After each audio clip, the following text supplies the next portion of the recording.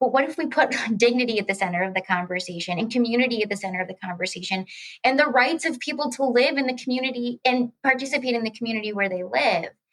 Our starting point matters so much. Welcome to the Care Work Podcast. I'm your host, Alida Miranda Wolf. This podcast is for anyone in the business of providing care, whether you're being paid for it or not. You'll discover what it means to offer care and how to take care of yourself in the process. For the last 10 years, as a diversity, equity, inclusion, and belonging practitioner, a care worker myself, I've focused on providing care to other people for a living. Now with this podcast, I'm hoping to create a culture of care in my community and help you do the same in yours.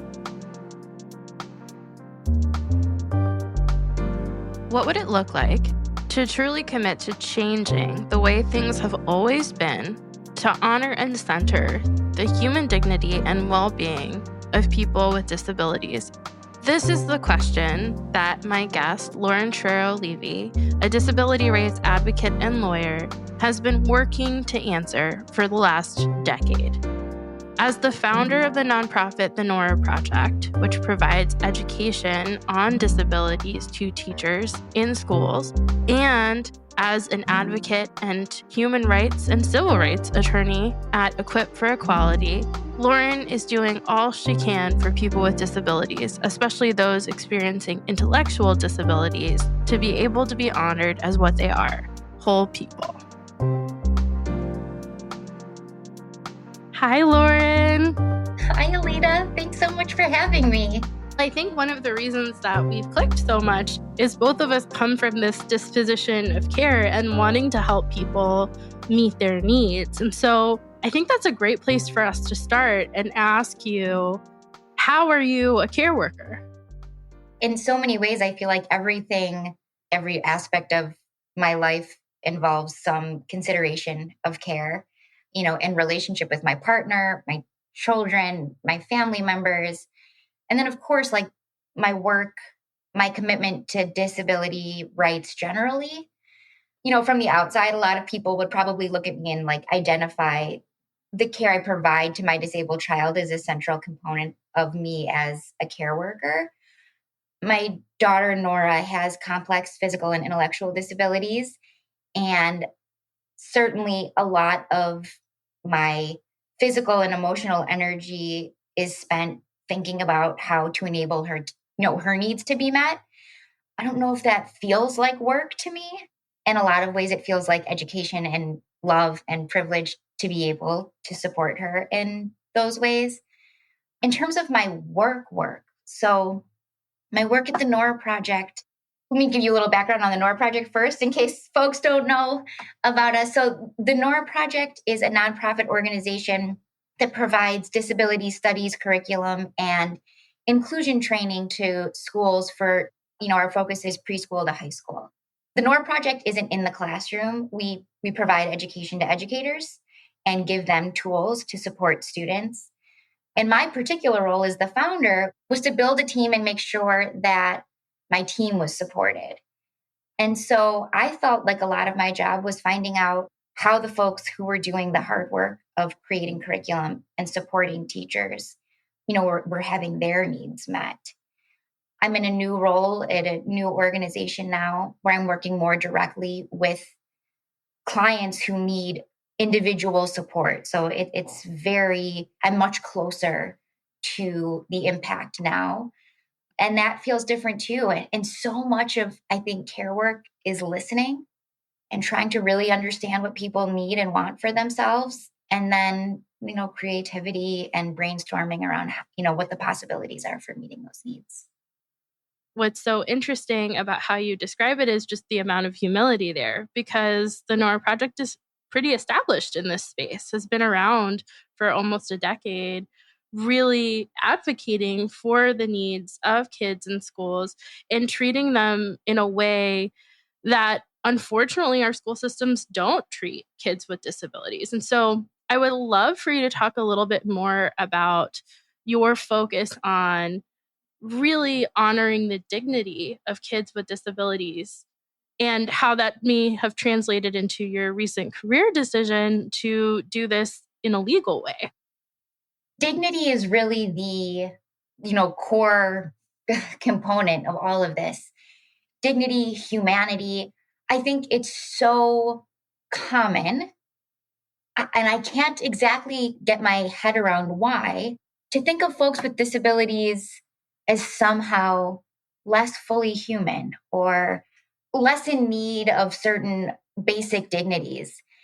And that really is the core of the work of the Nora Project and kind of the organizing factor in my life now.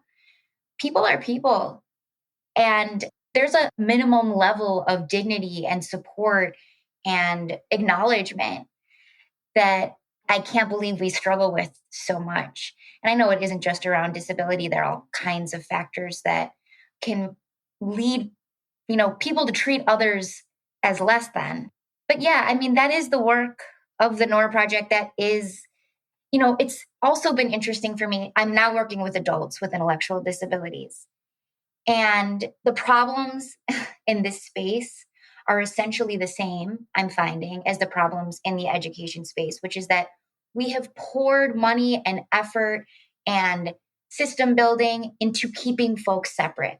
And now we say we don't have the money to support them in an inclusive setting, right? We have designed all of our systems to segregate and otherize and really dehumanize like an entire class of people, and we just don't have the tools or vision or frankly will to see folks, especially folks with intellectual and developmental disabilities, as fully human. So I mean, when I think about this, when I talk about it with people who aren't as familiar with disability rights, the concept of dignity and humanity is really just at the core of this, and that seems so basic. Sticking with that for a moment here, I mean, you are doing civil rights work, you're doing disability rights work, and you're talking about how this is so basic, but obviously we built a very, very intense apparatus to make sure that we would keep people with intellectual disabilities, developmental disabilities, physical disabilities separate and actually out of visibility. Based on your experiences, why did this happen? Why did we do this? It's a good question. I don't know all of the answers, but I can tell you in education, for a very, very long time, it was believed that kids with, severe intellectual developmental disabilities were uneducatable, right? Like that they couldn't learn. And so they weren't even entitled to go to school until, not that long ago. And then when the world realized that was a completely wrong view, instead of reorganizing schools so that they could serve all kids, we developed a whole system of segregated special education so that it wouldn't disrupt what was already in place, but would allow kids, in sort of a technical sense, to go to school and learn things, but without, requiring them to really be a part of their communities. And I think that carries through to everything else. I'm now visiting essentially nursing homes for people with intellectual disabilities. There are 7 of them in Illinois here where I'm working. There are 1,600 Illinois residents living in nursing homes without access to work, without access to their community, who don't get to choose what they eat in the morning or at lunch or what they do. They have no meaningful engagement. And it's almost like we've taken those segregated special education classrooms and turned them into these institutions that are in disrepair. And this actually calls up a story. I made a presentation once at a corporation. It was just a DIS 101 intro to disability, things you should be thinking about presentation. And when I finished, one of the participants raised their hand and said, this kind of education makes sense when you're a kid. And I'm so glad you're doing it because, of course, there are kids with disabilities in school and kids need to know about other kids and about themselves and about each other. But here we are at this big fancy corporation and we don't have people with intellectual disabilities here. So why are we talking about it? And I said, well, what do you think happened to those kids you went to school with? Where are they now? What are they doing? What are their lives like? Who's engaging with them? Why aren't they here? I mean, we get so socialized to the idea that they belong apart, that we don't even question their absence. And that has to change. Something that I think is so interesting is that you've expanded your horizons when it comes to disability. So you started out first with understanding your daughter and her disabilities and starting the Nora Project and building that team, and then thinking about kids preschool through high school, what their education needs would be. And now you're really focusing on adults and what supports and systems you can put in place so that they have their humanity and dignity intact and are actually able to exercise their own agency. What drove the decision to move from one stage of development to another? Mostly listening and being curious. When I started the Nora Project, I had zero background in disability rights. I had like an intuition on what I thought I wanted, but really hadn't engaged in an enormous, centuries long body of work that's already been done in the area. And as I started to engage and solicit feedback, I just realized I had a lot to learn. And the original version of the Nora Project, and honestly, it's cringeworthy to even think of how we started, but we've learned a lot. And there's learning in the story, in the journey. So the original version of the Nora Project was essentially based in my belief and understanding of, education as general education and special education. And so we designed a program where essentially general education students would interview their disabled students who were in segregated classrooms and their families about disability, to learn about disability that way. So I wasn't even interrogating the basic design of education and the idea that kids are separate. I just assumed in my early work at the Nora Project that that was a given. After our first year, I asked all of the parents of students with disabilities who participated to complete a survey. And one of the surveys came back to me and said, I felt like my child was the project. And that was really painful and also on point. And that's when I really started to question the design of the program, the underlying assumptions that were, sort of guiding the curriculum design. And I think that was sort of the beginning. And, every year the Nora Project solicits feedback from all of our users, students, families, educators, and we have made substantial changes to our curriculum pretty much every year as we solicit feedback, learn more, bring in more, voices and experiences and perspectives into the work. So the evolution has been an openness to listen and understand. And also, I think there's been a bit of an evolution that I think many of us have gone through just in the last several years as we've confronted our own assumptions about belonging and fairness and equity and justice, just taking a hard look inward. Something that strikes me too is you have also dedicated your career to space. So we're talking about school spaces and classroom spaces, but also now in your legal fellowship, you're going to these 7 nursing homes and thinking about how people with disabilities interact with the space, maybe are confined to a space. And what I think is so interesting about this is one of my favorite conversations with you, because I thought the example was so beautifully put, is you were talking about when we're dealing with integration. So not keeping people separate, but putting them in the same space together, we have to account for the fact that there might be a conflict in access needs. And the way that you described it to me in a classroom setting, I thought was crystal clear, because I think talking about conflicts and access needs is kind of taboo. There's this idea of you should just be making spaces that are universally inclusive. And I've talked with a lot of folks in the disability rights space in particular who will say that there shouldn't be this sort of pitting against. But that's not necessarily what you're talking about. You're talking about what does inclusive design look like if we account for the diversity of experience. So I would love to hear from you. What is a conflict in access needs? A conflict in access needs is when the needs of one person directly interfere with the needs of another person. And the example I always give, because it's personal to my family, is my daughter, one of her like self-soothing behaviors is to scream loudly. When she becomes disorganized, in order to reorient herself, she bounces sound off everything she can bounce sound off of. And one of our neighbors is very sound sensitive. And so when my daughter is screaming and banging and reorganizing herself, it's very disorganizing for her friend.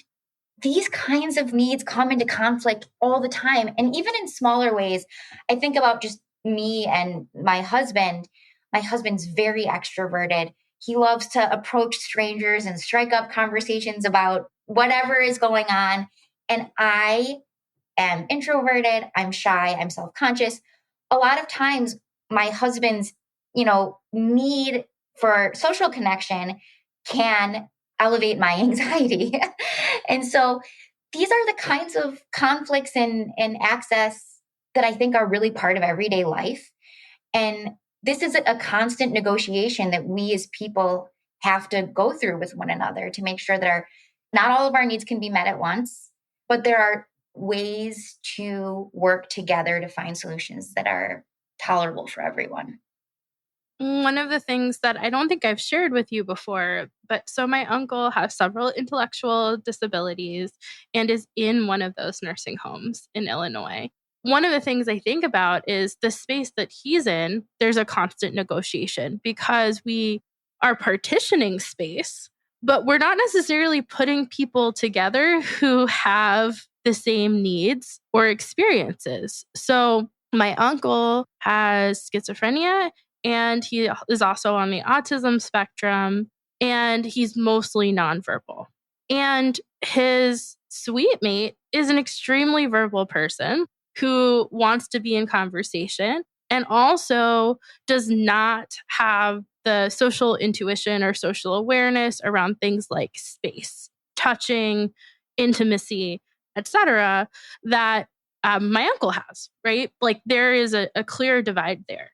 One of the things that I think is so interesting is that negotiation and how that plays out isn't a conversation. It's really, do you have clean sheets? Has your laundry been done? Did you brush your teeth? But it's not, you have a roommate you've been living with for 2 years and you have completely opposite needs from one another.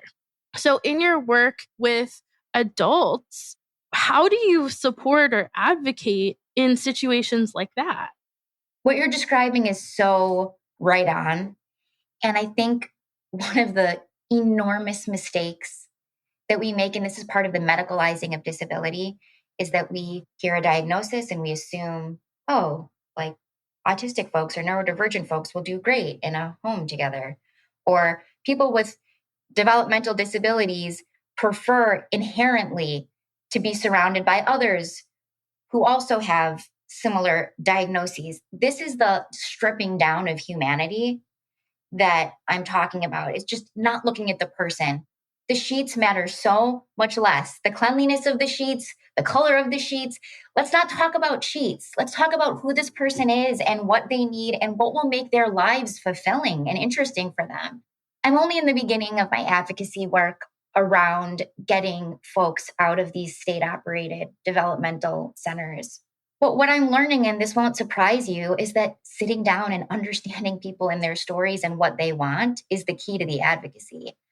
I met the most incredible young woman who has CP and intellectual disabilities and is living in a home with 10 other women. This is part of the larger nursing home facility who have a range of disabilities. And I went and I was sitting with her on, you would call it a couch, but I'm telling you, it was one of those like plastic couches that they have in hospitals. And this is the furniture they have in these homes. So there's nothing comfortable. There's nothing cozy. Everything is sterile. And at any rate, as I'm sitting with her, there's chaos all over the home. I can barely have a conversation with her, much less interrogate, what do you want out of your life? I mean, there's no intimacy, there's no quiet, there's no calm. And basically, she said, all I want is to make decisions about my day. She said, here, I have to do everything they tell me to do or I get written up. This is another thing we do to disabled people. We punish them for having an opinion about themselves in their own lives. These are such basic things we all take for granted. I do think one of the really exciting parts about the Nora Project is that kids get to know themselves and each other in really authentic and deep ways. They also get to learn stories of, other disability rights activists and contributors. I feel like if everybody in the world could sit down with that woman I met with and just hear her story, they'd be like, this is absurd. This doesn't make sense. These aren't stories we center. And they're not really stories, frankly, we're that interested in. And I'm confused why. I would love anyone's thoughts on that. Well, I think from my perspective, my experience, there's just this general sense of discomfort. Unlike some of the other social identities that we minoritize or marginalize, when it comes to disability, there is this strong discomfort around people with disabilities that makes us not want to see them. So while we might make a person of color hyper visible or exoticize them, what we do to people with disabilities is we try not to see them. And a big part of that is our own sense of fear, because disability is something you can acquire. It's something that can, quote unquote, happen to you. But also, I've been thinking about this a lot. Why don't we center these stories? Why aren't we interested in these stories? And I do think it actually has a lot to do with our economic system, because in a capitalist system, if you are not able to produce and use your labor to produce in the ways the market calls for, then you don't have value. And I think when it comes to disability, we, one, have this really far away impulse from people with disabilities because we see ourselves in them, but we don't see ourselves in them. But there's also this sense of they are devalued by the systems that we operate in and are considered difficult in many ways. And I think some of this does come back to this idea of access needs and whose needs get met. And I think that is also a central reason why we don't focus on the stories of people with disabilities, because it's inconvenient. Lauren Berlant, her very last work, it was actually published posthumously, is called The Inconvenience of Other People. And it's really focused on the philosophy of being inconvenienced by the presence and needs of others. And I think that the way that we have been socialized to view disability is that it's an inconvenience. And earlier you talked about the medical model of disability and how we've medicalized it, but that's just another way of making it inconvenient, as opposed to saying what the social model says, which is why aren't our structures built to be inclusive of people with disabilities? Why aren't we thinking about access as a primary goal, as opposed to trying to force people into systems that already exist? Yeah, I love everything you said. And it all makes a whole lot of sense to me and adds perspective to my curiosity. That small percentage argument is the most economic and least human version of how we can approach people's wellness. The idea that there's so few of them that, why bother?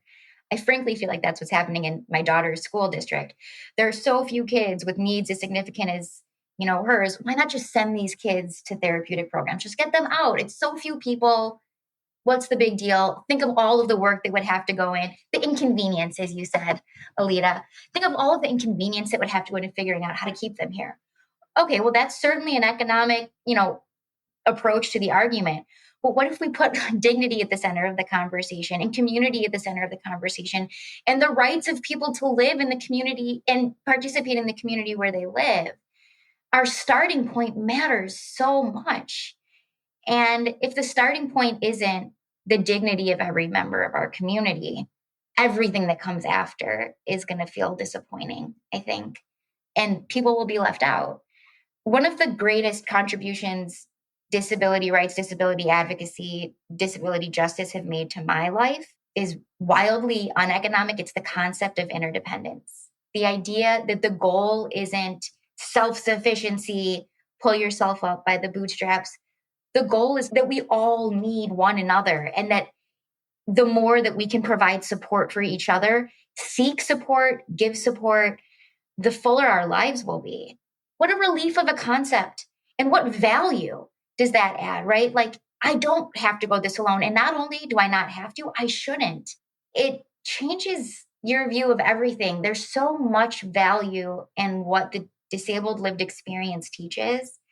And I think reconceptualizing value as non economic and more quality of life oriented and interpersonal and relational is a helpful starting place for rethinking that.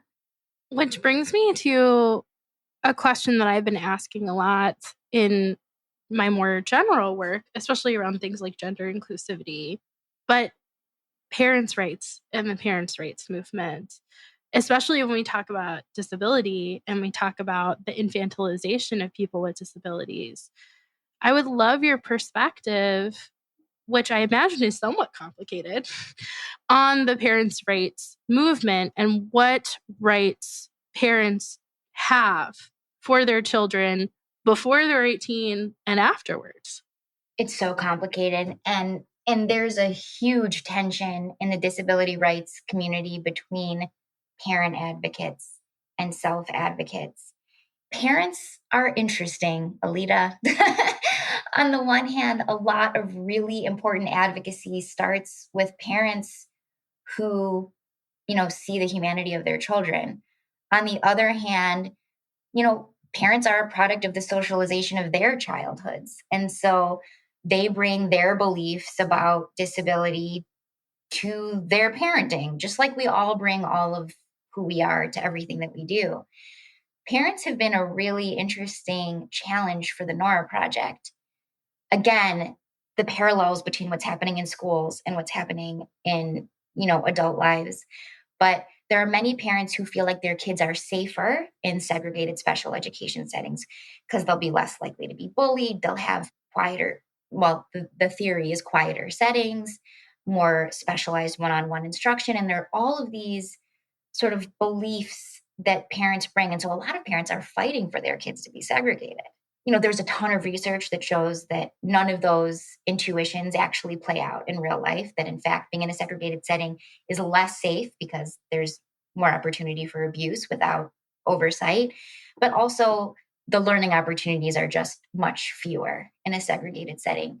So a lot of what I think needs to happen with parents is we have this like intuition to protect, and we think that what we're doing is advancing that intuition. But fortunately, there's research and numbers and case studies that can show that, our intuition is actually wrong here. And we're not serving our kids by arguing for these positions. But even that within the parent community, parents can't see eye to eye. Parents don't see eye to eye with self-advocates.